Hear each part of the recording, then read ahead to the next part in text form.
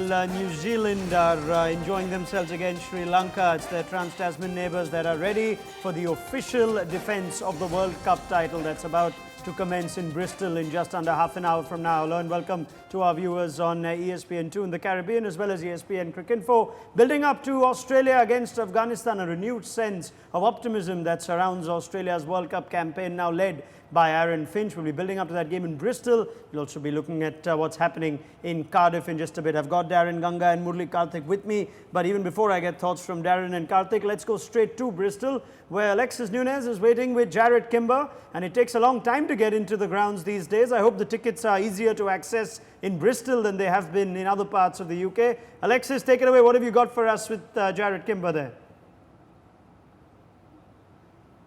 Thanks, Ranak. Yes, we are here in a beautiful and sunny Bristol. Don't let my long sleeves fool you, because it is really warm here and it is sunny. And I brought one of my favorite Aussies here with me, Jared Kimber. So the defending champions getting ready to defend their title now. A lot of storylines surrounding this Australia team. Let's start off with the two big names that, of course, everyone is eager to watch once again, and that's David Warner and Steve Smith. How do you see them handling what we're expecting on this stage? We're just not going to ignore the fact we almost got run over by a bus then. Yeah, it's interesting because people keep saying they're back on the big stage, but they played in the IPL and, you know... But this is different. It's country again, and it's World Cup, and we know that the dark clouds that did surround them had to be done in an Australian shirt. Look, I think watching Smith yesterday, he didn't really seem to notice any dark clouds. He just batted and batted and batted. It was really interesting watching him. I'd forgotten how meticulous he is with his preparation. Warner wasn't here. I would assume Warner wasn't here because of the quad strain rather than not wanting to train. But look, I think they'll handle it. That you don't get to be that good without working out how to come back. I mean, we've got Andre Russell obviously did something similar not that long ago. And, you know, if you're that much better than everyone else, you're also going to be that much better at coming back, I think. Well, we were here at their training session yesterday, and before we talk about comments from Aaron Finch, who's the skipper for Australia, what was interesting is we kind of wondered who were those, you know, Indian kids in, well, not kids, but who were the Indian young men in Australia shirts, because they brought in some Indian spinners to help in preparation for this World Cup, didn't they? Yeah, BYOB or BYOS. Bring your own spinners. It's quite interesting, isn't it? Because we're now getting to the point in like professional cricket where teams are thinking like that. That's actually what other sports have been doing for generations, really, is preparing to that level. And, you know, Australia has a specialist spin bowling coach who also helps their batsmen playing spin, Sriram from Tamil Nadu. And he's basically just plucked a couple of young spinners. One, I think, has played one IPL game. The other one's played maybe a little bit of first-class cricket. I watched him bowl yesterday, the young leg spinner. He's quality. He got Smith out, stumped at one stage, beat the bat of every Australian batsman. That's good preparation for them because they're about to face the best spin bowling attack in the world. So, you know... It helps to face good spinners beforehand. Now, I know we've got some big-name analysts in studios, but quickly just give me what you think is going to happen in this game. I think Australia's probably just a bit too powerful. I think Afghanistan, as the pitches drop, we start using the same pitches over and over again, they'll spin more, and Afghanistan will be able to rip a few teams. But I think maybe early in the tournament, we've seen so far that pace bowling's been quite handy. I think Mitch Santner didn't bowl until Sri Lanka was almost bowled out today. So, and we saw a similar thing with the West Indies in their game against Pakistan. So at the moment, it seems like the seam bowlers are in it. The seam bowlers are in it. I watched the Australian seam bowlers bowl against Afghanistan, albeit at the Wacker on a quick pitch. The Afghanistan don't necessarily love the ball around their earlobes, so it's not going to be great for them, I don't think. But you know, they have such good spin bowling attack, things could happen for them. Things could happen indeed, and a lot of things are happening here. There's giant kangaroos behind us. There's a band that I think that they've flown in all the way. So Jared is feeling right at home. He's going to go inside and feel even more at home. So for now, let's go back over to you guys in studio in your comfy, cozy, air-conditioned studio. Yeah, where the full sleeves actually match the environment, Alexis. Thank you very much to you and to Jared Kimber. Let's hope you don't get run over by a bus. Go into the safe and secure Bristol County Ground, which will host in just under half an hour from now the Australia-Afghanistan game. Right, let's quickly go to Brad Hodge, who's also with us right now. Hodgie, we'll come to Hodgie in just a second. But thoughts from the studio first up. Australia v Afghanistan. That's very interesting, Karthik. They've got some Indian spinners to bowl to them in the nets ahead of playing Afghanistan's spinners. Yeah, and I think that's one of the reasons why Jared mentioned that they've got Sridhar and Sriram for a while, and if you've got that kind of sourcing talent, then you can get those kind of bowlers, and that's exactly how things are happening nowadays. You get the resources, you can train the way you want to train, and good on them for preparing or taking them seriously. And I like how Jared Kimber says other sports have been doing this for years, and now cricket's suddenly getting more sassy about it, or more well up to the times with it. But Australia v Afghanistan will be our focus in just a little while from now. And it's a very warm welcome to our viewers on the ESPN network who also join us as for the second consecutive day in the World Cup. We've also had a first innings that's disappointed us in terms of not just duration, but also in terms of the quality of batting that we've seen. And this was one fears. I welcome Darren Ganga and Murli Karthik. And we'll also hear from New Zealand's perspective in just a bit. But Darren, again, we were hoping that a batting team who's a little underconfident doesn't lose it too early, and it's happened again. Yeah, maybe a bit of technical deficiencies as well, playing a part in terms of Sri Lanka not getting a total that they can compete with. Their captain alone, Karunaratne, he's the only person standing up in the innings. We spoke about this surface offering something for the seamers, so you expected a better showing at the top of the innings. That didn't happen.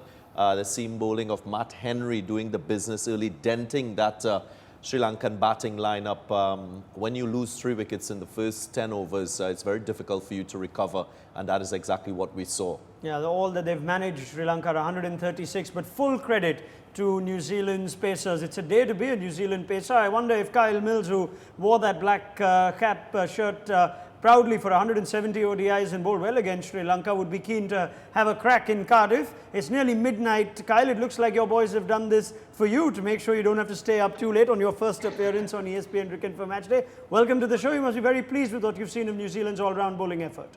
Yeah, good evening, and thank you for the warm welcome. And look, all out 136. I think most New Zealanders will be delighted with that. The coaching staff would be delighted with that.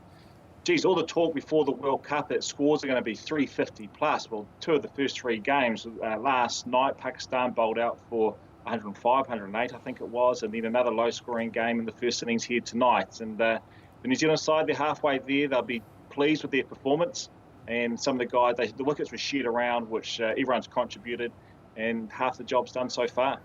It's an excellent point you make, and the fact that they managed to get early wickets in the absence of Tim Southee, who they had to contend with in this game without, just shows again the quality in the reserves of New Zealand's pace bowling attack. Is this one of the pace bowling attacks to watch out for in the tournament for you, Kyle?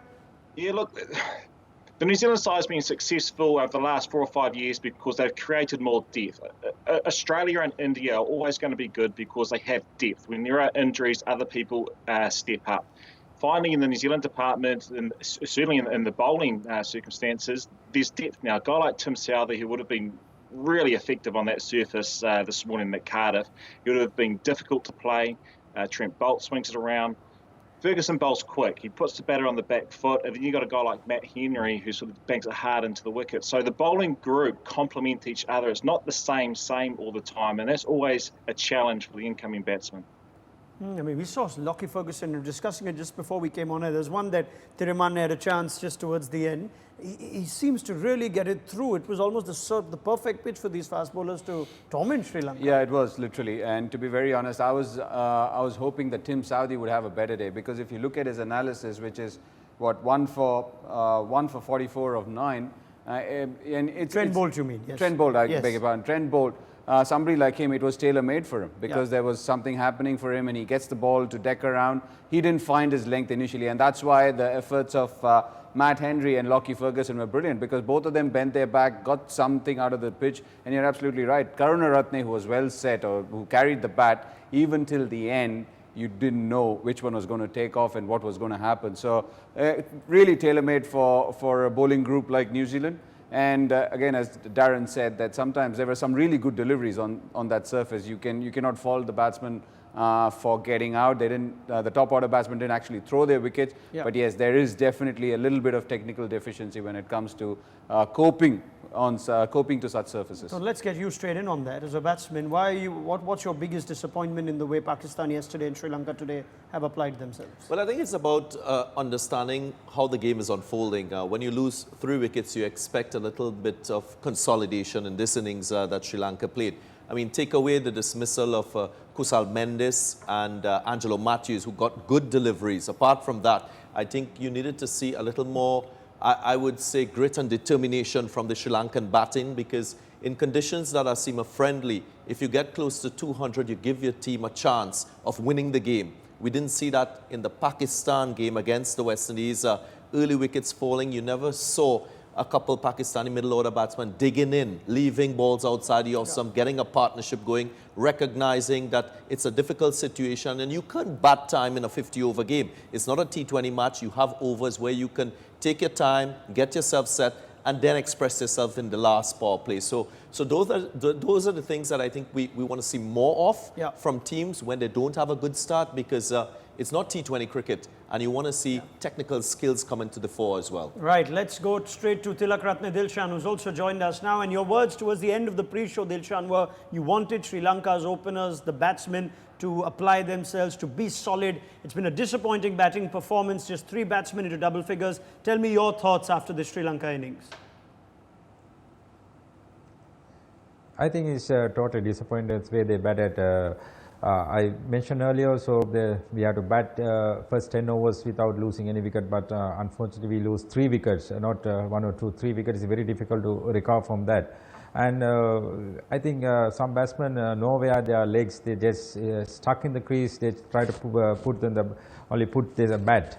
But this kind of conditions, especially we know the new bowls, they're a little bit for the fast bowlers, but all disappointed batting unit, as say Dimuth Karnal at the bat. 1 or 2 guys should support to Dimuth rather than try to play shots. If you rotate the strike, this kind of situation automatically try to get 10-15 runs in the bat, then confidence automatically coming rather than play shots early as you come to this crease.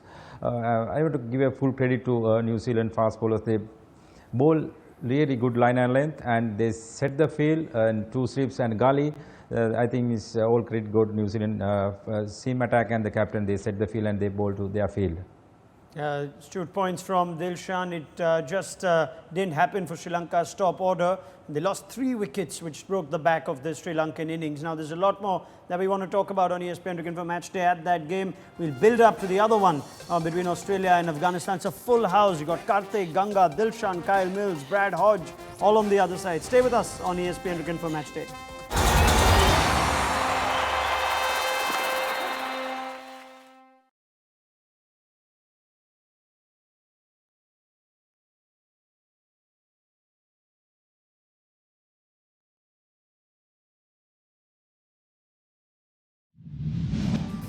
The dark clouds over Bridgetown during the 2007 World Cup final were perhaps symbolic of the tournament's success. As the umpires tried to figure out a way around the rain, the Australians found their silver lining with a little help from the gracious Sri Lanka side. Well, it was certainly a bizarre finish, the 2007 World Cup final in Barbados. It was bad light, so the umpires called the players from the field, and we thought we'd won the game. We thought it was all over, we could start celebrating, and so there was a lot of delight. Suddenly then the umpires have come to Ricky Ponting, the captain, and said, well, no, hang on, if we can't get back out there tonight, we'll have to come back tomorrow and finish the game. And Ricky wasn't too happy with this, and I don't think the Sri Lankan team were all that keen on having to come back again the next day as well, plus obviously the crowd, the millions of watching on TV. So credit goes to the Sri Lankan team. Their leadership team said to the umpires, look, come on, let's go out there, finish the game. As long as we just sort of bowled some spin bowlers and not our fastest bowlers, so it wasn't going to be dangerous, that they were happy to finish the match that night. And so we went back out there for just a couple of overs, finished the game, and then we got to celebrate again. So as it worked out well. We got to celebrate the World Cup win twice.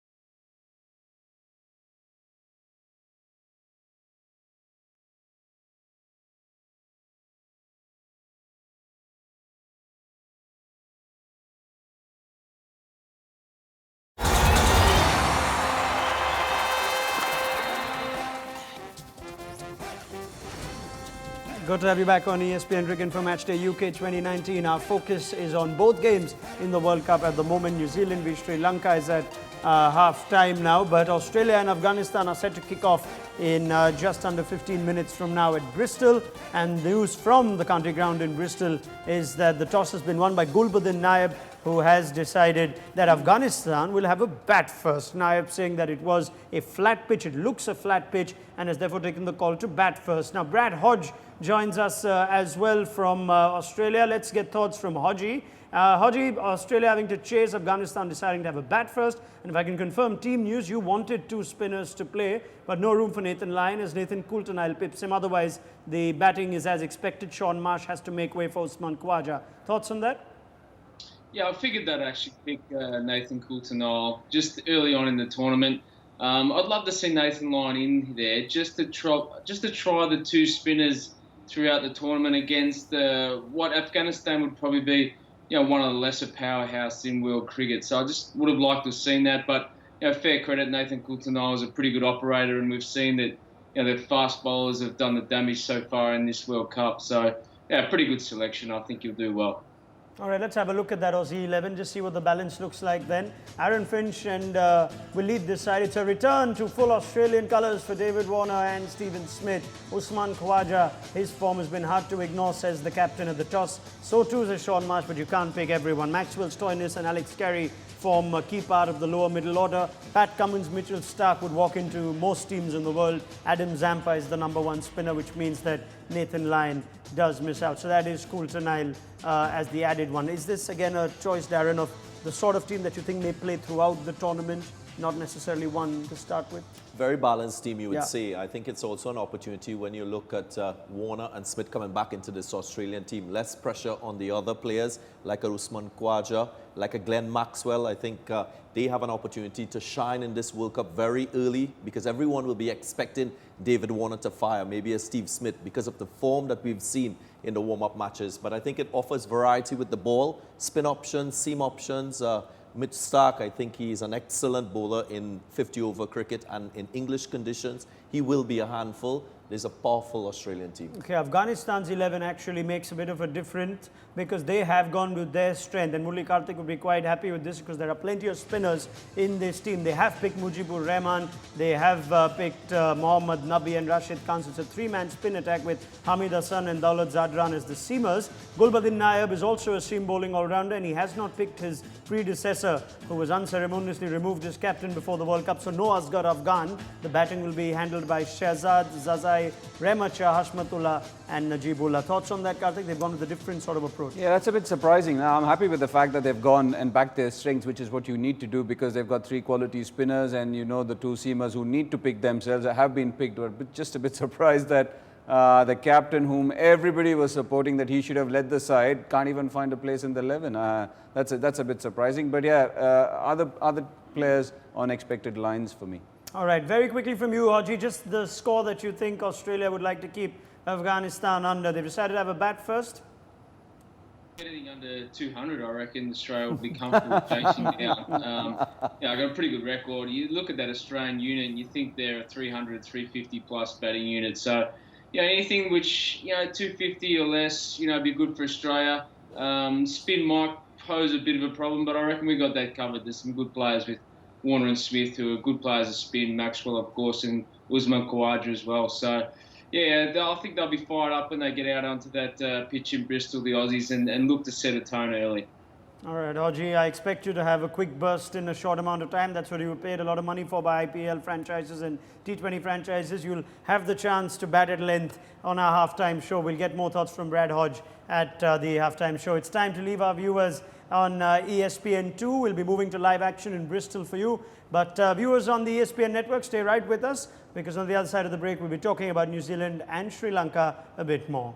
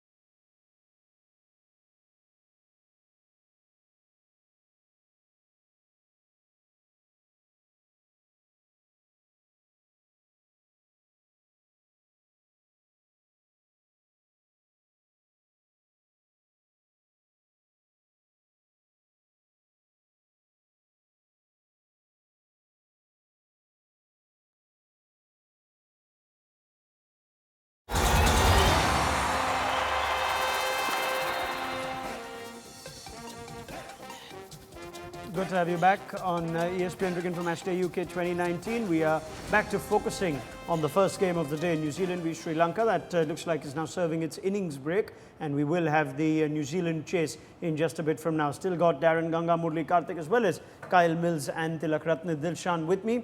And let's go back to Dilshan perhaps now, and as we try and do a bit of a post-mortem of this Sri Lankan batting performance for today. What about the choices that they made in terms of the batting order, Dilshan? They sent Kusal Perera at 3, who looked like he wanted to counter-attack. Angelo Matthews didn't walk out until, what, number 6 today. That was something that I thought I would have liked to see Angelo come in earlier after a bit of a collapse. What did you make of Sri Lanka's decision-making?